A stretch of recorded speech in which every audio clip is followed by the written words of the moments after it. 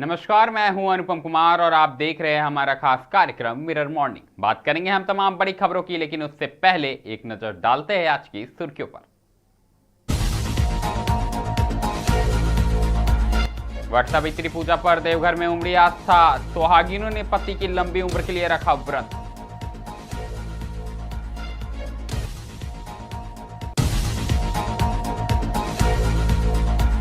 धनबाद में drunk and drive के खिलाफ विशेष अभियान, नियम तोड़ने वालों के कटे चालान।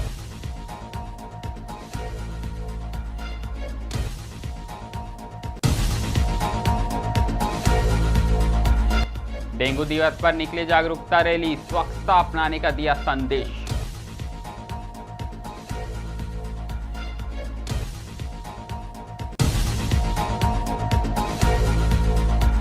रुपया में ऐतिहासिक गिरावट, महंगे कच्चे तेल से भारतीय अर्थव्यवस्था पर बड़ा दबाव।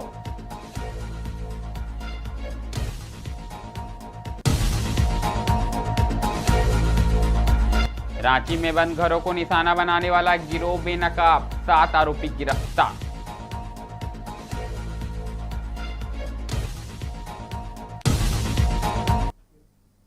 अब खबरें विस्तार से। सबसे पहले बात हम देवघर की करेंगे। आपको बता दें कि 2 दिवसीय वट सावित्री पूजा को लेकर सुहागिन महिलाओं में गहरा उत्साह और श्रद्धा देखने को मिली। शनिवार सुबह से ही शहर तथा ग्रामीण इलाकों के विभिन्न वट वृक्षों और मंदिर परिसरों में श्रद्धालु महिलाओं का जमावड़ा देखने को लगा।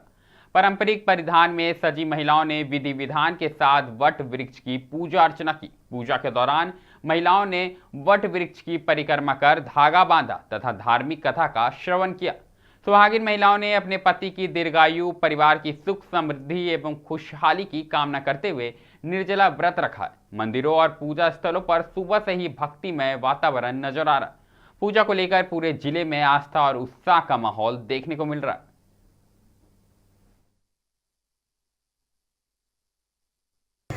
और आज भी फास्टिंग किए हैं।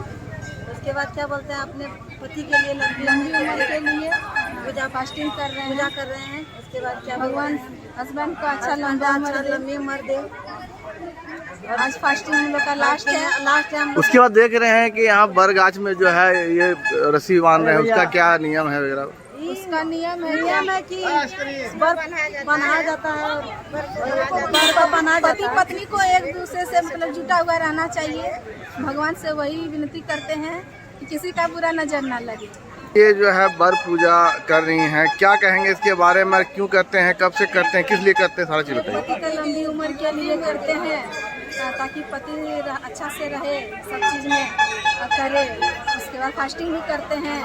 बर पूजा का यही सब नियम है, फल में चढ़ाना, पंडित जी से कथा सुनना और सब पूजा पाठ करके सब चीज का पूरा। मतलब कल से जो है फास्टिंग में रहती हैं? कल से फास्टिंग कराते हैं। उसके बाद आज जो है सवेरे उठ के जल करके पूजा वूजा करके फिर आज पूजा वूजा कर लेते हैं। उसके बाद जाके पूजा करते हैं, जाके पति को भी करते हैं, फिर वहाँ से घर में पूजा वूजा कर लेते हैं। तो ये आज मतलब समाप्त हो जाएगा फिर? आज समाप्त। अगली खबर धनबाद से है, जहां शहर में सड़क सुरक्षा को लेकर यातायात पुलिस लगातार सक्रिय नजर आ रही है। आपको बता दें कि इसी क्रम में शुक्रवार देर रात CMRI गेट के समीप ड्रंक एंड ड्राइव के खिलाफ विशेष जांच अभियान चलाया गया। अभियान के दौरान पुलिस ने वाहनों की सघन जांच करते हुए नियमों का उल्लंघन करने वाले चालकों के खिलाफ कार्रवाई की और कई लोगों के चालान काटे गए।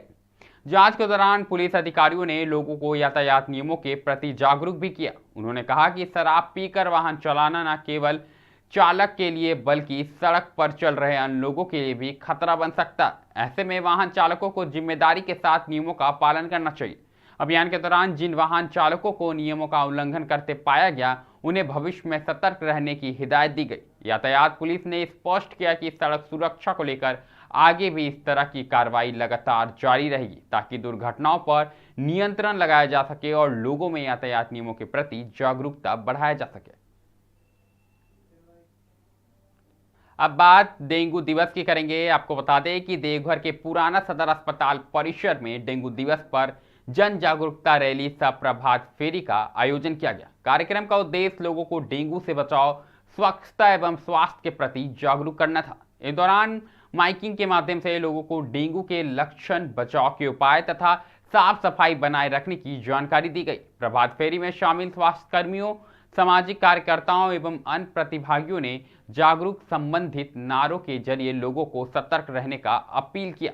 रैली पुराना सदर अस्पताल परिसर से शुरू होकर शहर के विभिन्न मार्गों तक गुजरते हुए पुनः अस्पताल परिसर पहुंची। इस दौरान लोगों से अपने घरों एवं आसपास जल जमाव नहीं होने देने, कूलर, गमले एवं अन्य बर्तनों में जमा पानी को नियमित रूप से साफ करने तथा स्वच्छ वातावरण बनाए रखने की अपील की गई। वक्ताओं ने कहा कि डेंगू से बचाव के लिए जागरूकता और साफ सफाई सबसे जरूरी उपाय है। कार्यक्रम में स्वास्थ्य विभाग के कर्मियों सहित स्थानीय सामाजिक कार्यकर्ता एवं कई लोग मौजूद रहे। प्रत्येक वर्ष डेंगू की जागरूकता हेतु पूरे देश में यह दिवस मनाया जाता है। इस दिवस का उद्देश्य है कि आने वाले सीजन में जब मानसून आ जाएगा तो लगातार पानी पड़ेगा, पानी किसी बर्तन में जमा होगा, खुला बर्तन में जमा होगा और उसमें एडिस मच्छर अपना अंडा देगी और इस तरह हमारा प्रकोप पूरे एरिया में वो फैलाएगा। तो इसका मैसेज है कि चेक एंड कवर, मतलब जो भी बर्तन पानी वाला जहाँ के पानी कंटेनर है आर्टिफिशियल जो हम लोग बना के बर्तन रखे हैं, जैसे वाटर टंकी है, गमला है, बाल्टी है, मग है, टब है, जो भी आर्टिफिशियल कंटेनर है उसमें अगर पानी है तो उसको बहुत दिनों तक नहीं छोड़ें, उसको यूज करें और नहीं तो उसको ढक के रखें। अब बात करेंगे हम रुपया की। आपको बता दें कि अंतर्राष्ट्रीय बाजार में कच्चे तेल की कीमतों में लगातार हो रही बढ़ोतरी का असर अब भारतीय अर्थव्यवस्था पर साफ तौर पर दिखाई देने लगा। दरअसल ब्रेंट क्रूड की कीमत $105 प्रति बैरल तक पहुंचने के बाद भारतीय रुपया अमेरिकी डॉलर के मुकाबले अपने अब तक के सबसे निचले स्तर यानी 95.63 पर पहुंच गया। रुपए में आई इस रिकॉर्ड गिरावट ने सरकार, उद्योग जगत और आम उपभोक्ताओं की चिंता बढ़ा दी गई है। विशेषज्ञों के अनुसार कच्चे तेल की कीमतों में उछाल के कारण भारत का आयात बिल तेजी से बढ़ रहा है। भारत अपनी जरूरत का अधिकांश कच्चा तेल विदेशों से ही आयात करता है। ऐसे में तेल महंगा होने का सीधा असर रुपए की मजबूती पर पड़ता है। डॉलर की मांग बढ़ने और विदेशी निवेश में कमी के कारण भारतीय मुद्रा पर दबाव और गहरा गया है। रुपए की कमजोरी का असर अब आम लोगों की जेब पर भी पड़ सकता है। पेट्रोल, डीजल, रसोई गैस, परिवहन और रोजमर्रा की वस्तुओं की कीमतों में बढ़ोतरी की आशंका जताई जा रही है। वहीं आयात आधारित उद्योगों की लागत भी बढ़ सकती है, जिससे महंगाई दर में और इजाफा होने की संभावना है। आर्थिक जानकारों की माने तो उनका कहना है कि यदि अंतर्राष्ट्रीय बाजार में तेल की कीमतें इसी तरह ऊंची बनी रही तो आने वाले दिनों में भारतीय अर्थव्यवस्था के सामने और भी चुनौतियां खड़ी हो सकती है। हालांकि सरकार और भारतीय रिजर्व बैंक स्थिति पर लगातार नजर बनाए हुए है और बाजार को स्थिर रखने के लिए आवश्यक कदम उठाए जा सकते हैं। रुक अब राजधानी रांची का करेंगे। आपको बता दें कि राजधानी रांची में पुलिस को बड़ी सफलता हाथ लगी है। दरअसल डोरंडा थाना क्षेत्र में बंद घरों में चोरी की घटनाओं को अंजाम देने वाले गिरोह का पुलिस ने भंडाफोड़ करते हुए 7 आरोपियों को गिरफ्तार किया है, जिसमें एक नाबालिग भी शामिल है। गिरफ्तार आरोपियों में मोहम्मद नकीब, मोहम्मद शारूफ, सिम्बाज, जैद, कैफ और सैफ शामिल है। पुलिस ने इनके पास से लाखों रुपए के चोरी के जेवरात और अन्य सामान बरामद किए हैं। साथ ही 21.6 ग्राम सोना भी जब्त किया गया। पुलिस गिरोह से जुड़े अन्य मामलों और आरोपियों की जांच लगातार कर रही है। जो रिकवरी पुलिस के द्वारा की गई है उसमें 21.6 ग्राम सोना है और जिसकी कीमत लगभग 3,20,000 रुपए है और लगभग 1.5 लाख रुपए का जो सोना है उसको गलाकर बेच भी दिया गया था। तो उसमें जो सोनार है उसको भी गिरफ्तार किया गया है। साथ ही साथ चांदी का कुल वजन लगभग 220 ग्राम चांदी को बरामद किया गया है और जिसकी कीमत 63,000 है और लगभग 1.5 लाख रुपए के चांदी को गलाकर जो है वो बेच दिया गया था। टोटल जो रिकवरी है इसमें वो लगभग 6 लाख के आसपास की जो है पुलिस के द्वारा टोटल रिकवरी की गई। सोनार कौन है सर और इससे पहले इनके द्वारा जो ये मोहम्मद कैफ जो है इनके द्वारा पहले 7 से 8 चोरी की घटना को अंजाम दिया गया। राजधानी रांची के बाद एक बार फिर रुख करेंगे हम देवघर का। आपको बता दें कि देवघर परिसदन में आयोजित प्रेस वार्ता में देवघर जिला कांग्रेस कमेटी ने केंद्र सरकार की नीतियों पर जमकर निशाना साधा। दरअसल सीएलपी लीडर प्रदीप यादव और जिला अध्यक्ष राजेंद्र दास ने पेट्रोल, डीजल, रसोई गैस और रोजमर्रा की वस्तुओं की बढ़ती कीमतों को लेकर सरकार को घेरा। कांग्रेस नेताओं ने जाति जनगणना और ओबीसी समाज से अनदेखी का आरोप लगाते हुए आंदोलन की चेतावनी दी है।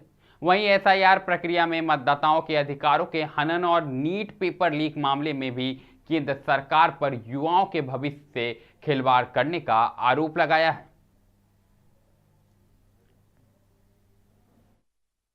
है तेल का किल्लत, गैस का किल्लत, महंगाई की मार, तो लोगों को गाड़ी चलाने का कह रहे कि उपदेश दे रहे कि गाड़ी मत चलाओ, कम गाड़ियों से चलो। यह बात उन्हें चुनाव के समय दरमियान याद नहीं आया कि बंगाल में दर्जनों हेलीकॉप्टर उनका उड़ता रहा, वहां नहीं कहा कि एक ही हेलीकॉप्टर से हम काम चला लेंगे। पर उपदेश कुशल बहु तेरे। उपदेश देना आसान है लेकिन व्यवस्था खड़ा करना कठिन है। यह आज बता रहा है आज की तारीख में कि प्रधानमंत्री के नेतृत्व की सरकार, खुद मोदी जी पूरी तरह से फेल है। इस देश को चलाने में वो सक्षम नहीं है। यह देश का लोग पहले भी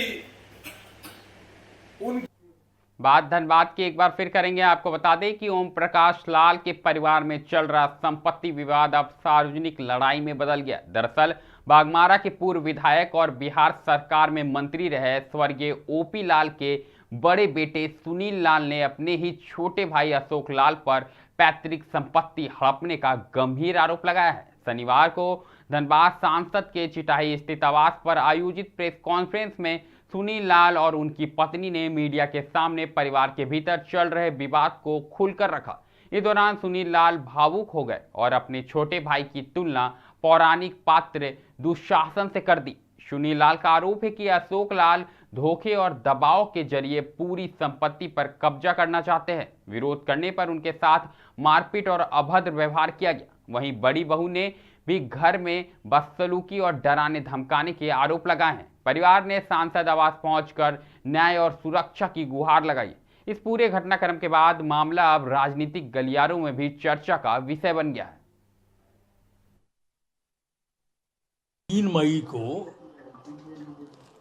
मई 2026 को एक वीडियो बुलंद संदेश के द्वारा उसके मेरे छोटे भाई के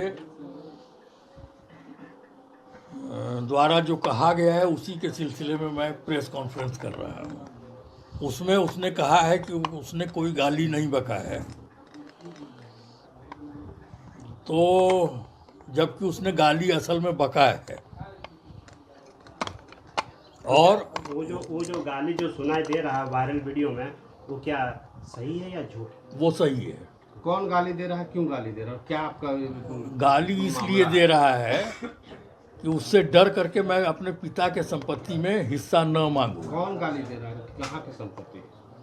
मेरे पिता के नाम पर जो संपत्ति है, जितनी संपत्ति है उसमें मैं हिस्सा न लूं, इसलिए गाली गलौज, मार धाड़, धमकी, बेईमानी करने से जब पेट नहीं भरा तो जाली बिना मेरे सिग्नेचर करवाए जमीन को बेचने का काम किया। उसके बारे में जब मैंने पूछा, विषय में जब मैंने पूछा, नाम बताइए। अशोक कुमार श्रीवास्तव से, जिनको अशोक प्रकाश लाल के नाम से भी लोग जानते हैं, लेकिन ना उसके हाई स्कूल के सर्टिफिकेट में, ना आधार में, ना वोटर आई कार्ड में, ना ड्राइविंग लाइसेंस में, ना पैन कार्ड में उसका हर जगह नाम अशोक कुमार श्रीवास्तव है, केवल पिता के नाम को भुनाने के लिए।